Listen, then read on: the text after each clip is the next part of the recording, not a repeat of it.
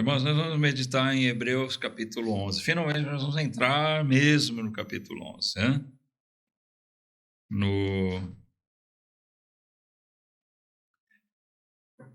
No estudo passado, nós até fizemos uso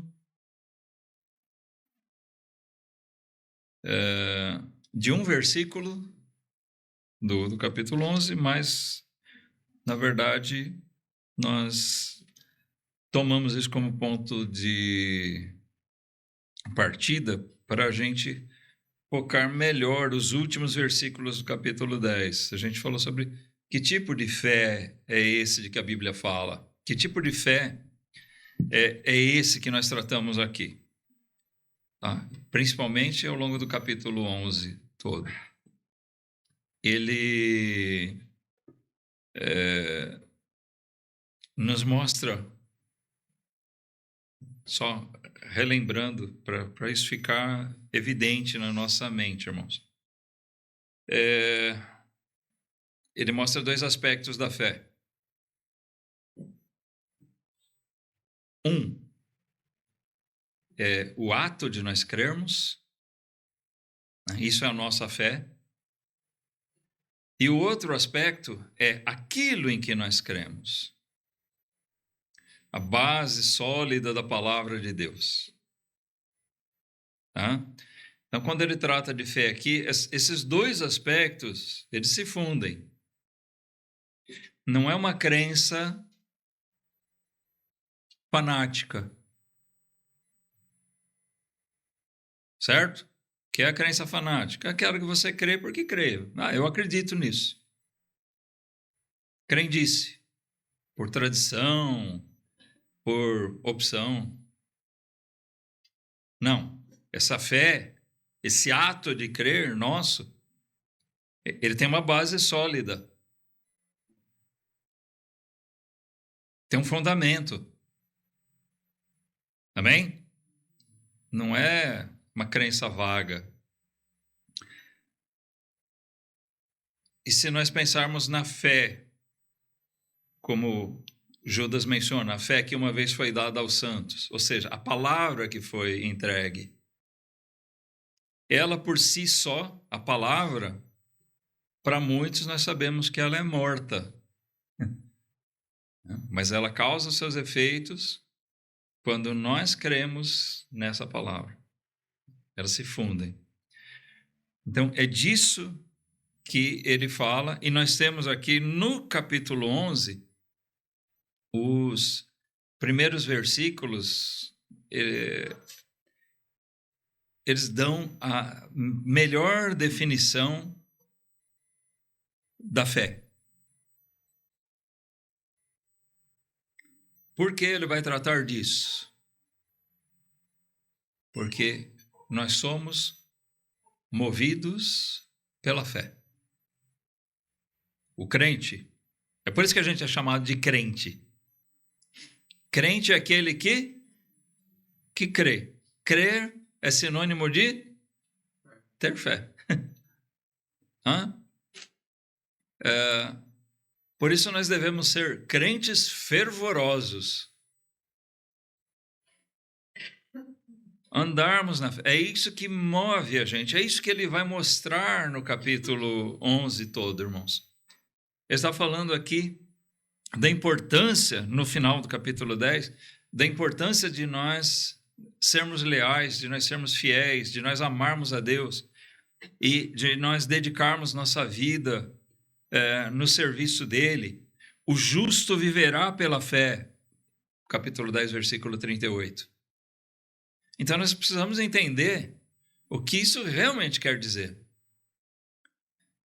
E ele passa a descrever aqui no capítulo 11 aqueles exemplos de homens e mulheres que viveram pela fé, que são exemplos, que eles creram nas palavras que eles tinham.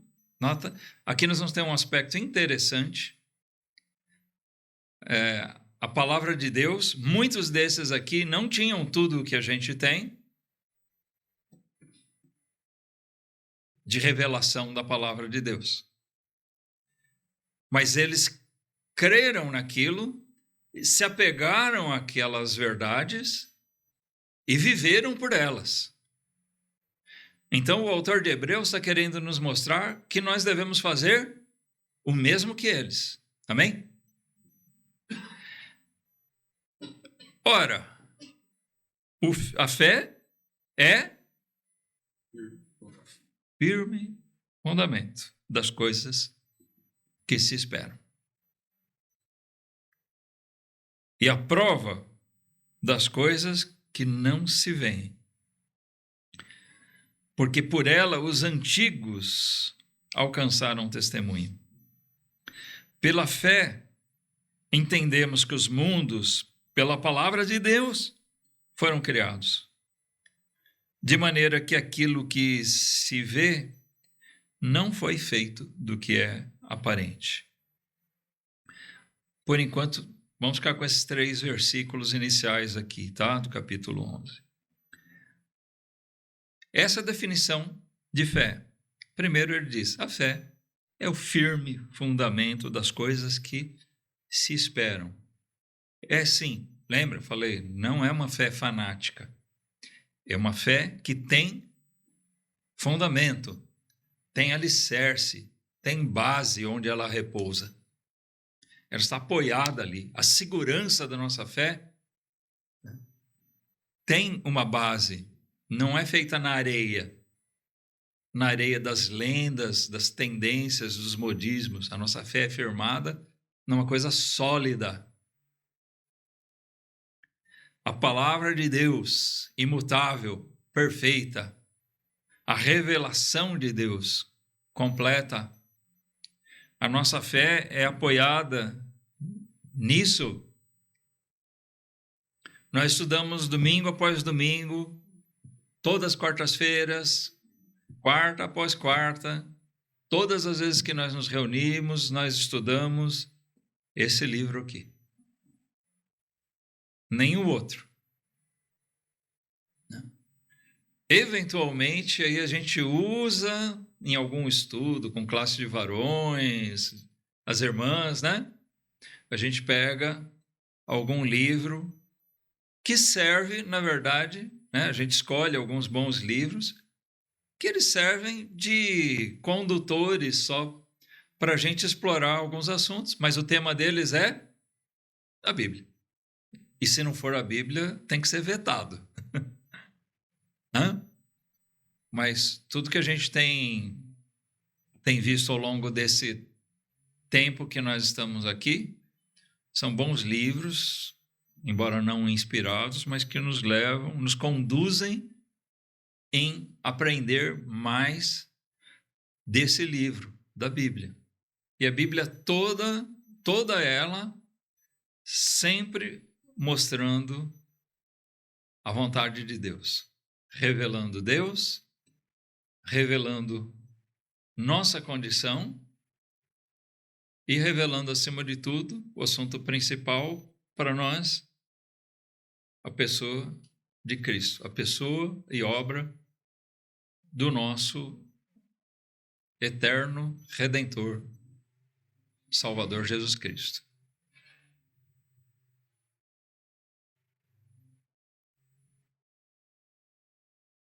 Se alguém ama o Pai, ama o Filho. E vice-versa. Amém? Não tem como amar a Deus de verdade e não amar Jesus. E a verdade, a recíproca também é verdadeira. Né? O outro lado. Não tem como amar Jesus sem amar Deus. Jesus veio para nos levar a Deus. Nos conduzir a Deus. E assim, a nossa fé na palavra de Deus, ela se funde também com a nossa fé na própria pessoa de Jesus. Vamos lembrar que Jesus é a própria personificação da palavra de Deus. Né? Ele é a própria palavra. Lembra que as pessoas que ouviam Jesus a Bíblia relata. Eles percebiam que tinha alguma coisa muito diferente nele, porque ele não falava como os mestres que eles tinham. Eles tinham bons mestres, né? Rabis. Mas eles perceberam, o próprio povo percebeu que Jesus falava da palavra de Deus de uma maneira diferente. Por quê? Vocês lembram o que diz a Bíblia? O que ele falava? Com autoridade. Isso, como quem tem autoridade. E ele tem, né? Ele tinha e tem autoridade, porque ele é o próprio autor da palavra. Ele é a própria palavra viva. Então, a nossa fé, ela é depositada em Cristo, ela é depositada na palavra que revela Ele. E Jesus veio cumprir a palavra. O firme fundamento. Jesus é colocado como a nossa rocha. Um lugar seguro, onde nós somos seguros, salvos. Ele é o alicerce firme, que não vai ruir, não vai desmoronar. Ali nós construímos a nossa vida. Feliz é o homem que constrói a sua vida sobre a palavra de Deus. O homem que constrói a sua vida firmado na confiança que ele tem no perdão eterno de Jesus Cristo, na segurança nele. E feliz é o homem que ama a Deus por isso. Ele foi levado a amar a Deus. Então, nós olhamos para a palavra, ela é o firme fundamento, ela é a nossa segurança, a nossa base.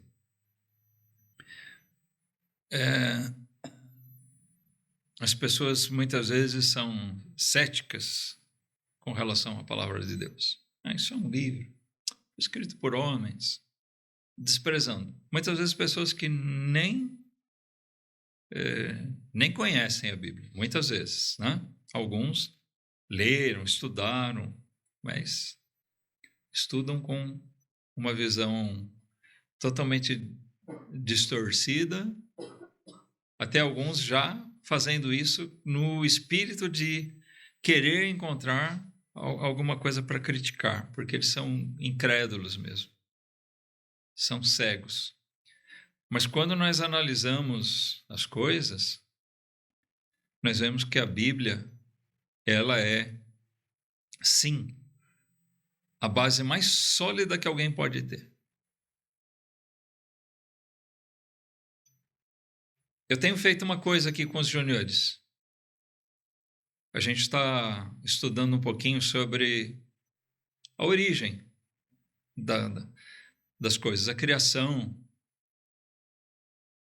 E eu chamei a atenção deles, e reforço isso hoje para nós mesmos, como o mundo apresenta as coisas. Você vai assistir aqueles documentários, vai ler livros, artigos.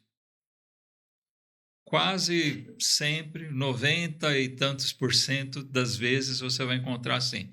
Referências bíblicas sempre é colocado naquele tempo. Teria sido assim. Teria sido. Né? Isso coloca de uma forma como, irmãos? Não é um fato, é uma coisa... Se isso fosse verdade, fica implícito isso. Mas você percebe? Se fosse verdade, teria sido assim. Agora, quando eles afirmam alguma coisa que eles dizem é baseada na ciência, eles falam, foi assim. Porque os dinossauros foram extintos há não sei quantos, eu já esqueci. Alunos, me ajudem. Quantos bilhões de anos? Milhões, sei lá. Mas eles afirmam categoricamente. parece até que eles estavam lá para ver, né? Porque eles afirmam como se fosse alguma coisa segura. A teoria de como surgiu, né, a Terra, os astros. A gente pensa, eles dizem, é a ciência, como se fosse uma coisa comprovada, provada. Foi assim que começou.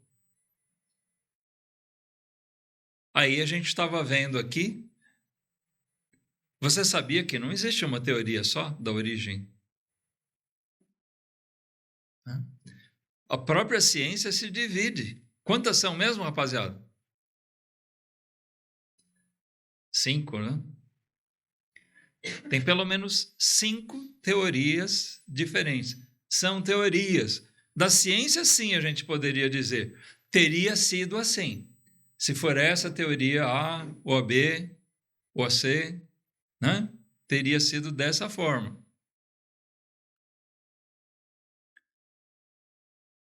Agora, a Bíblia, ela tem sido colocada à prova pelos céticos, pelos inimigos de Deus, ao longo de milhares de anos. Né? O Novo Testamento, nesses 2000 anos, não faltou inimigo. E o próprio Antigo Testamento, que já era visto assim, tem continuado a ser questionado. Já tentaram de tudo. Queimar as Bíblias, não permitir que o povo tivesse acesso a ela, a palavra de Deus, né? Por último, Satanás, tão astuto que é, o que ele fez? Tentamos queimar, não deu certo. Tentamos isso, tentamos aquilo, não deu certo. Já sei. Deturpar. Mas não só deturpar por um inimigo de fora. É muito fácil você ver algum inimigo vem torcer as coisas, Mas como ele fez? Pessoas infiltradas no próprio meio cristão que estão sempre dizendo: essa versão aqui não é muito confiável, não. Isso aqui não é muito confiável. Essa parte não está em muitos manuscritos. Essa palavra aqui não aparece nos melhores manuscritos, 2 a 3, que eles chamam de melhores. Por que melhores? Porque eles acham que é melhor. Tudo para questionar, para colocar dúvida. Uma série de coisas. Doutores, você vai discutir? Nós, né? Vai pegar um pastorzinho como eu, de uma igrejinha, né? Vai discutir com um doutor que tem não sei quantos diplomas, mestrado, não sei o quê. Em quem vocês acham que as pessoas vão acreditar? Esses diplomas falam muito, né? Se for pela lógica humana, nós sempre vamos seguir aqueles que têm mais cultura. Nota como isso também é uma estratégia humana. As pessoas que têm, aparentemente, assim, cultura, elas usam desse poder para influenciar as pessoas e geralmente fazem isso para influenciar por mal. Não que todos os crentes são burros, mas não é dado valor àquilo que eles têm. Os diplomas, né, a obra. Você vê, os artistas estão sempre, né, principalmente aqueles que têm uma posição assim, esse cantor é um intelectual, né, um artista, ele vai influenciar o povo. E influencia mesmo. Porque o povo acha que ele é o máximo, né? E assim, isso tem sido usado no meio cristão. Os doutores. A gente precisa tomar cuidado com os doutores, porque a Bíblia já diz. Também nós somos alertados, porque aqueles que têm comichão no ouvido, né, vão sempre em busca de alguma coisa nova. E os doutores, os mestres, eles sempre têm alguma coisa nova para inventar.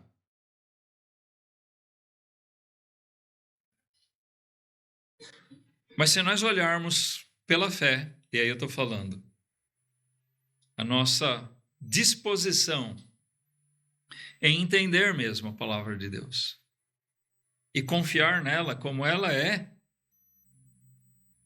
nós vamos enxergar que faz todo sentido o que ela revela em relação ao que nós vemos de fato.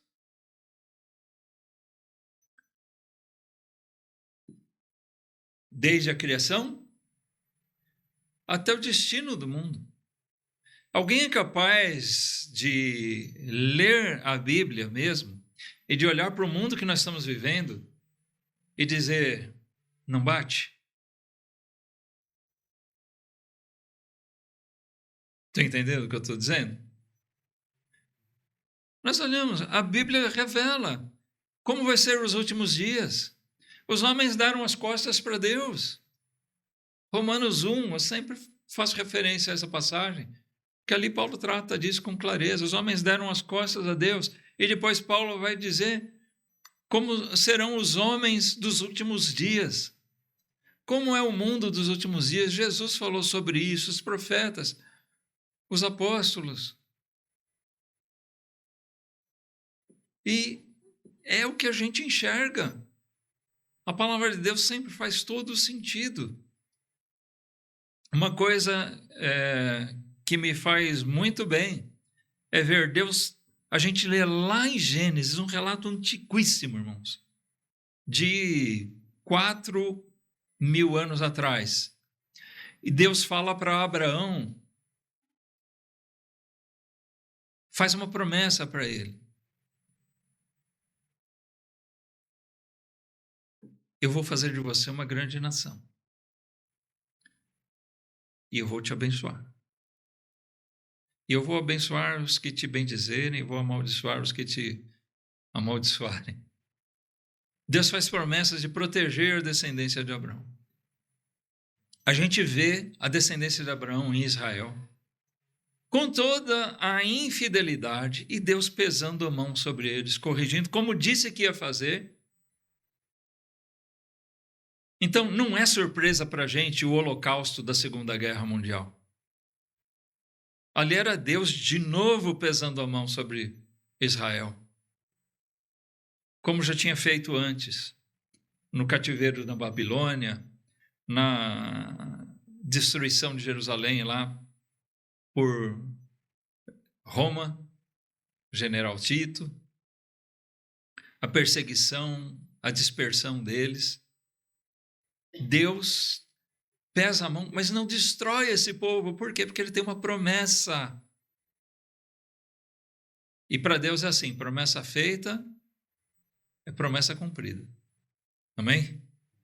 Ele cumpre tudo o que ele diz. Israel está aí. Sempre no meio do furacão ali, né? Por que é que aquela nação, que comparando com outras, ela é pequena? A maioria dos israelitas nem está vivendo lá. Mas por que é que eles sobrevivem? Por que é que eles permanecem? Deus tem um plano para eles. Por que eu estou dizendo isso? Porque coisas assim, irmãos, a gente enxerga que as coisas que são ditas na Bíblia, elas são verdadeiras. Eu tenho todo o motivo do mundo, estou citando alguns exemplos aqui, mas nós temos todo o motivo do mundo para crer na palavra de Deus. Tem coisas que a gente não entende? Ah, tem. Nós somos limitados. Tem coisas que a gente vai entendendo ao longo da nossa vida cristã. Tem outras que a gente já entendeu logo de cara. Tem coisas que talvez a gente só vai entender na eternidade. Mas mesmo que eu não entenda, isso não é motivo para eu não crer. Porque aquilo que eu entendo se comprova. Ela é o firme fundamento das coisas que se esperam e a prova das coisas que não se veem.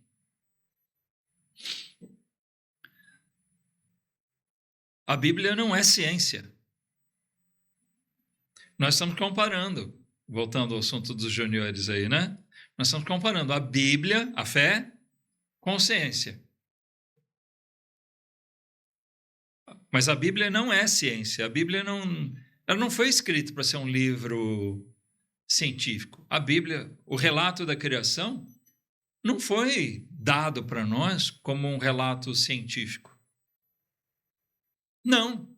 Ela foi colocada. Essa é a verdade. Eis que Deus revelou aos antigos e tem sido transmitido. E Deus fez questão de inspirar homens para escrever para que elas ficassem registradas. E mesmo assim, aparecem aqueles que querem contestar ela. Imaginem se tivesse ficado só na tradição oral. Já pensou? Seria muito mais fácil, né, de combater, questionar e destruir. Mas não, a Bíblia está aqui, a gente está estudando também bibliografia, né, e a Bíblia está aqui, através dos séculos, e ela permanece a mesma. Um Deus imutável nos deu uma palavra igualmente imutável. Ela não muda. Jesus prometeu, outra coisa, Jesus prometeu que nem um jota, nem um tio da lei, da palavra de Deus cairia. Tudo há de se cumprir. Muita coisa já se cumpriu e isso nos faz ter a certeza de que o que ainda não se cumpriu vai se cumprir. Amém? Então, é a fé, a palavra de Deus, alimentando a nossa fé, a nossa condição, disposição, o nosso ato de crer. Ela é a base sólida daquilo que nós cremos. Então, nós cantamos agora há pouco. Cristo Jesus.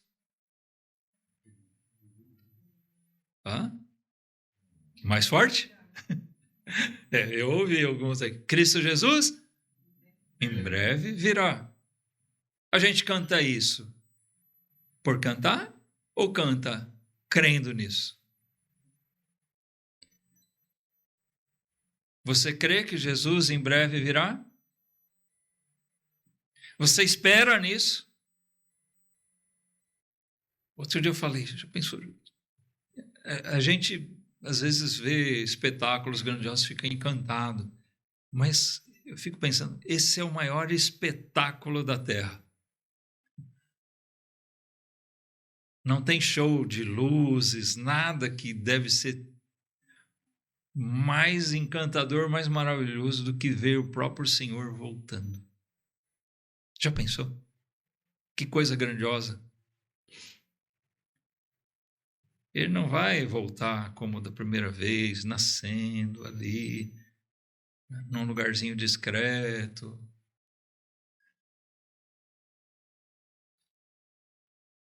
Não. A Bíblia diz, todo olho verá. Como um relâmpago que rasga o céu.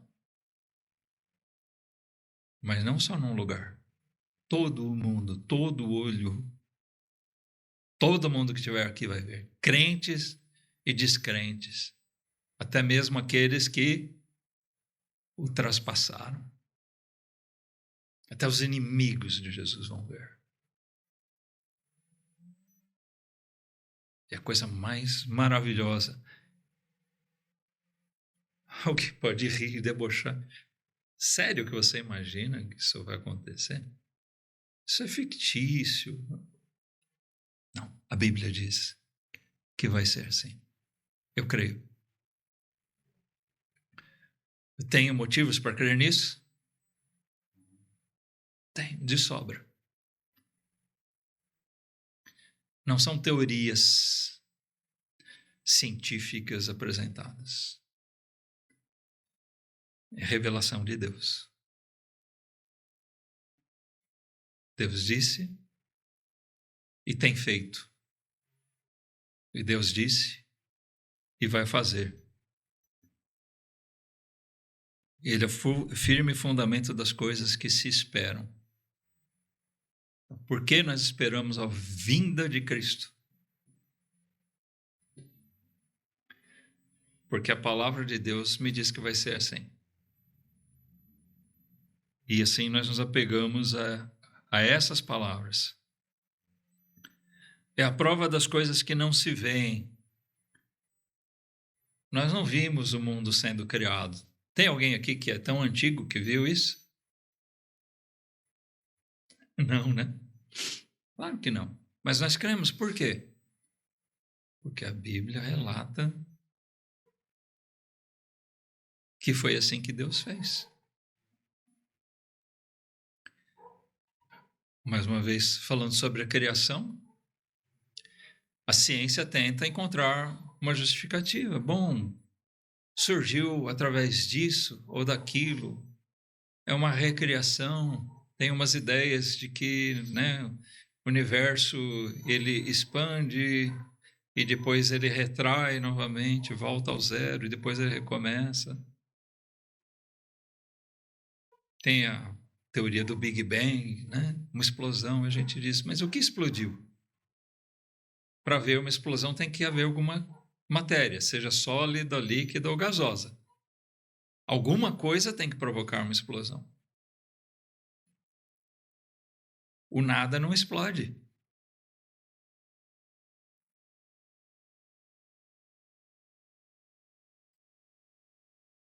Será que isso é alguma bobagem? Agora a Bíblia diz o seguinte: as coisas existem. Porque o Deus que é espírito, o Deus que é eterno, o Deus que é totalmente diferente. Notem, a Bíblia sempre mostra, Deus não se assemelha ao homem. O homem foi feito à imagem e semelhança de Deus e a gente nem sabe direito dizer em que essa semelhança reside. Mas isso é uma das coisas que eu, particularmente, não entendo perfeitamente. Tá? Tem algumas teorias, algumas coisas, alguns aspectos que a gente entende, mas não, nós não somos semelhantes a Deus. A gente não se equipara a Deus, vamos dizer assim, de maneira nenhuma. Nós não temos o poder dele. Nós somos carne. Apesar de termos um espírito, isso sim, foi soprado dele, veio dele. Nós vivemos, não é só o sangue que corre nas veias que faz com que a gente se mova, exista, não, nós temos um intelecto, nós temos sentimentos, nós temos coisas que Deus colocou em nós, ele compartilhou de algo dele, né? Nós temos alguns atributos até de Deus. Mas não todos. Quando a gente estuda sobre Deus, a gente fala sobre os atributos comunicáveis e os não comunicáveis, né?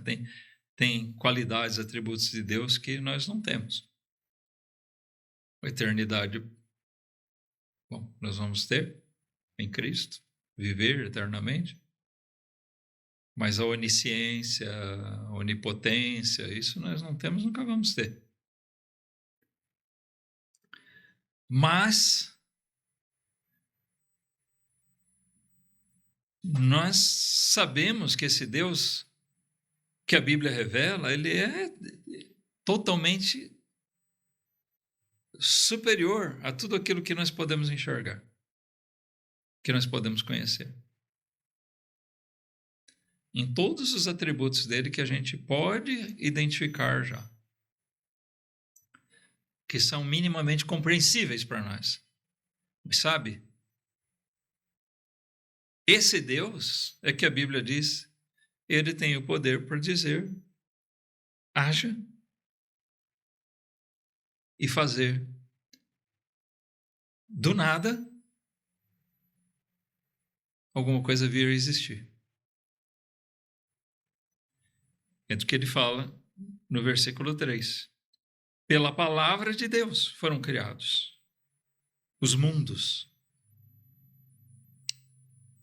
Já seria maravilhoso se tivesse só aos seres vivos, né? Mas a Bíblia mostra Deus, pelo poder da palavra dele, simplesmente ele disse: haja e houve. Luz, os astros, toda forma de vida.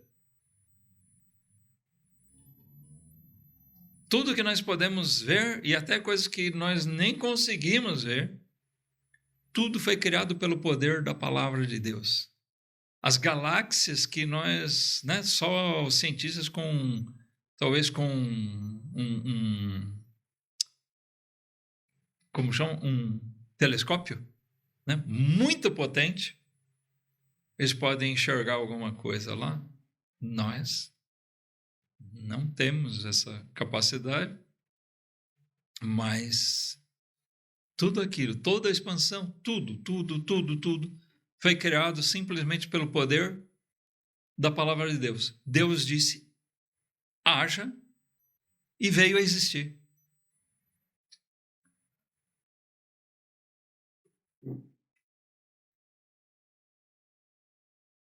É difícil a gente imaginar isso, mas é mais lógico do que crer que o nada explodiu e gerou tudo isso organizado, seres tão complexos, organismos, não só humano, mas organismos no mundo tão complexos. A órbita dos planetas,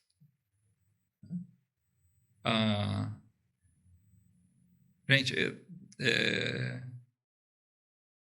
os ecossistemas, a forma que as coisas funcionam,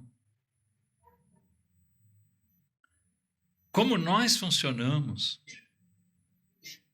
Para a gente ter vida, tem que ter uma série de combinações. Acreditar que isso se desenvolveu assim ao acaso. É por isso que tem que inventar bilhões de anos, milhões de anos, para justificar que essas coisas possam ir se encaixando aos poucos. É o que a falsa ciência faz. Mas Deus é aquele que tem poder para fazer uma coisa magnífica, funcionar perfeitamente. Não precisa de horas para ele trabalhar naquilo, nem dias, nem anos, nem décadas.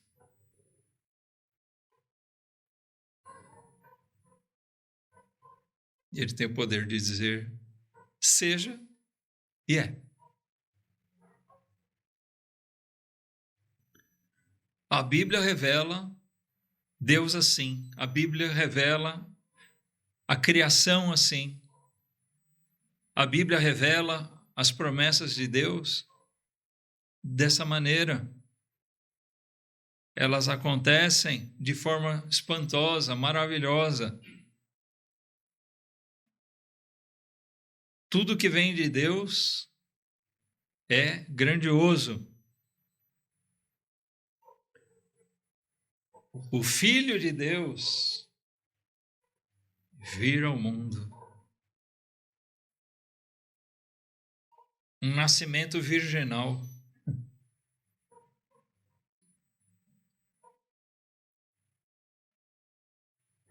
É espantoso. Deus vivendo aqui em forma de homem com a gente e com os propósitos que ele veio. Tudo isso é maravilhoso.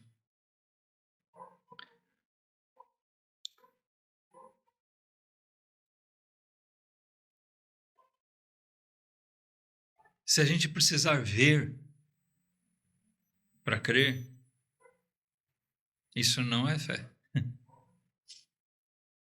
O Tomé duvidou de uma coisa que a gente pode dizer banal, né?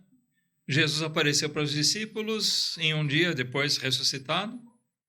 E o que aconteceu? O Tomé não estava lá. Todo crente, não sei porque o Tomé não estava lá, né? Mas todo crente que perde culto, perde bênção. O Tomé perdeu uma, né? Ele ficou por último. Ficou, eu não acredito. Os outros discípulos dizendo, ele apareceu, ele esteve aqui. Não, eu só acredito se eu puder, não só ver, se eu puder tocar, porque ele tem as feridas, os cravos, eu preciso tocar lá para ver. E Jesus nem estava ali, né, fisicamente, quando ele falou isso.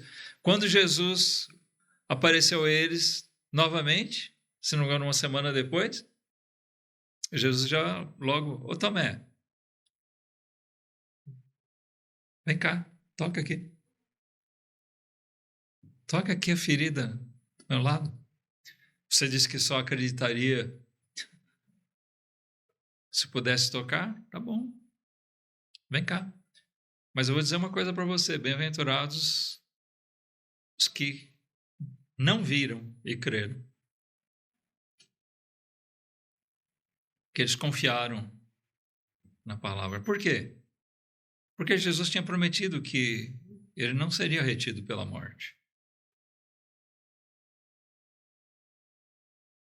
Então, era de se crer, de se esperar que ele iria aparecer.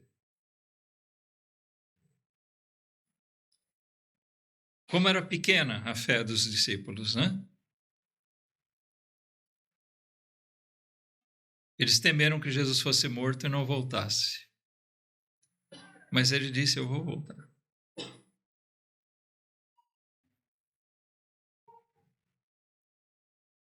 É necessário que eu morra.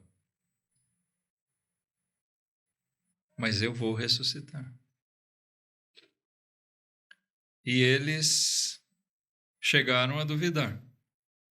Não foi só o Tomé, na verdade, que duvidou que isso iria acontecer, né? Ele duvidou naquela ocasião de que Jesus tinha aparecido fisicamente para eles, mas, na verdade, eles vacilaram na fé. Nós somos fracos mesmo. Mas se eles tivessem se apegado a tudo que Jesus afirmou naquele momento, isso teria alimentado neles a certeza de que Jesus iria aparecer para eles. A certeza. É a inteira certeza de fé. Irmãos, eu quero concluir dizendo o seguinte: nós precisamos alimentar mais a nossa fé. Nós precisamos olhar para a palavra de Deus. O que nós temos? Olha, hoje nós temos a palavra de Deus escrita inteira, o parecer dos apóstolos, de outros homens. Essa fé nos foi entregue. Mas lembra, a fé, no sentido de a palavra, ela é uma coisa e nós precisamos nos apegar nela. O ato de crer nela é que faz a diferença e é o que faz com que a gente viva pela fé. É isso que a gente tem que alimentar e buscar. Outros homens tiveram muito menos do que nós. Mas se a gente lê lá atrás, tá? Porque a gente vê, vamos lembrar disso, quando Jesus veio ao mundo, nós não tínhamos o Novo Testamento. O Novo Testamento foi escrito por homens que ouviram de Jesus, testificaram para nós. Mas eles tinham uma porção da palavra de Deus que era o que bastava no tempo de Jesus. E eles deveriam crer naquelas coisas e se apegar a elas. E se a gente voltar bem lá atrás, a gente vai voltando. Se você retroagir alguns séculos, por exemplo, eles não tinham Daniel, eles não tinham Esdras, Neemias, Esther, não tinham esses livros. Mas eles já tinham parte da revelação de Deus para crer. Amém? Mas se a gente volta mais, vamos lá atrás mesmo. Abel. Abel era filho de quem? de Adão. Quer dizer, segunda geração. Né? Adão, a primeira, Abel, a segunda. Deus se agradou de Abel e não de Caim. Por quê? Abel trouxe um sacrifício agradável a Deus. E isso foi conforme a fé. Por que foi agradável a Deus? Porque ele agiu mediante a fé, mediante aquilo que ele havia aprendido de Deus. Talvez a Bíblia não tinha sido escrita ainda, mas talvez o que ele recebeu diretamente de seus pais, de ensinamentos, certamente Adão, Eva, eles contaram para os filhos aquilo que aconteceu no Éden. E o que aconteceu depois? Se Deus aparecia a Abel, se ele falava diretamente com Abel, não sei. Mas o fato é que Abel foi agradável a Deus porque ele agiu conforme a fé. Ele se apegou às verdades que Deus tinha revelado a ele. E viveu aquilo. E Deus se agradou porque ele agiu como um homem justo. Ele tinha muito menos do que nós. Hoje nós temos a revelação plena, completa de Deus.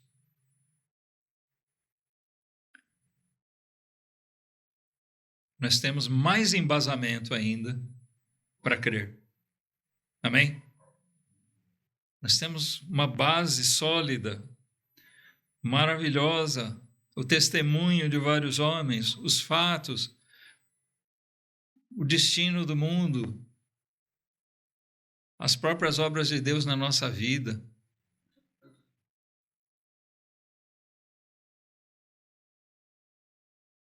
Uma coisa que me dá prazer também, irmãos, e que exercita a minha fé, me ajuda na minha fraqueza a ser sustentado, é muitas vezes olhar e ver como Deus tem sido fiel na minha própria vida, pessoal, individual. O que Deus tem feito, né? Eu espero que você possa olhar para a sua vida e ver isso também. É lógico que a gente vai vivendo mais e a gente vai tendo mais experiências com Deus. Eu espero que vocês acumulem experiências com Deus.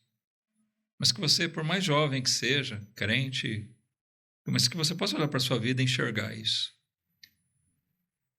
Não são só os relatos bíblicos,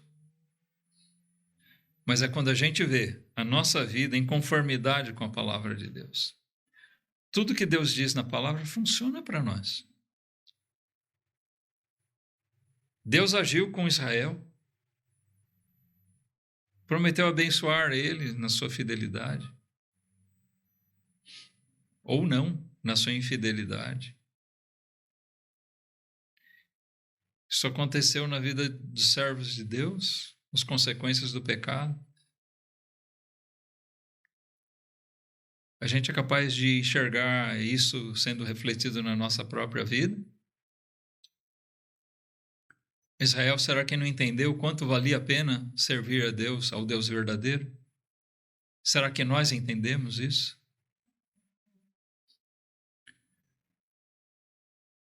O justo viverá pela fé. Essa fé que tem um firme fundamento, que é firmada, calcada na palavra de Deus. Quando a gente celebra a ceia, é um cerimonial. Mas você já percebeu que ele é baseado na fé? Qualquer homem ímpio pode comer pão e beber vinho, beber suco de uva. Qualquer um pode. Mas, para nós, isso é uma coisa muito diferente. Esse momento, essa circunstância, porque nós estamos fazendo, quando nós comemos esse pão, bebermos esse cálice, nós estamos sendo lembrados pela Bíblia. O que nós estamos relembrando? o que Jesus fez por nós. A ceia tem que ser celebrada mediante nossa fé. Esse pão aqui não vai me fazer mais forte. Esse cálice não vai me fazer mais santo. Mas sim, o que ele representa, eu creio. O cálice está me fazendo lembrar naquilo que eu creio. Jesus derramou seu sangue na cruz por mim. A Bíblia diz que isso é fato. E eu creio.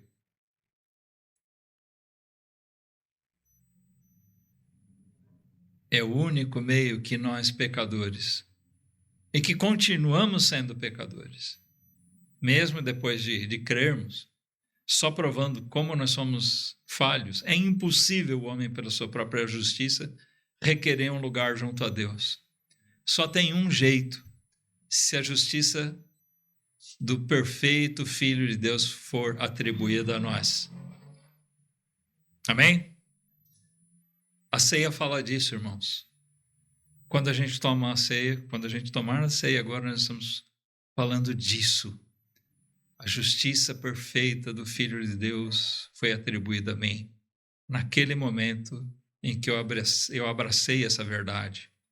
Ela estava lá, ela se cumpriu há 2000 anos atrás, ela está escrita nesse livro, muita gente já leu, mas ela se fez verdade. Essa fé foi abraçada por mim no momento em que eu criei, que eu me apeguei a isso, a justiça de Cristo foi imputada a mim. Efetivamente. Ainda que Deus tenha operado salvação lá na eternidade, lá na cruz, executada a obra, ela se tornou uma realidade para mim naquele momento em que nós somos movidos a crer, somos movidos pelo Santo Espírito de Deus a entender e crer, confiar nessa verdade. Amém? Vamos orar e, assim, ministrar os elementos. Aqui falamos da ceia e nós vamos celebrar ela agora. Espero que, imbuídos dessa fé, irmãos, dessa confiança plena em Jesus. Vamos lá.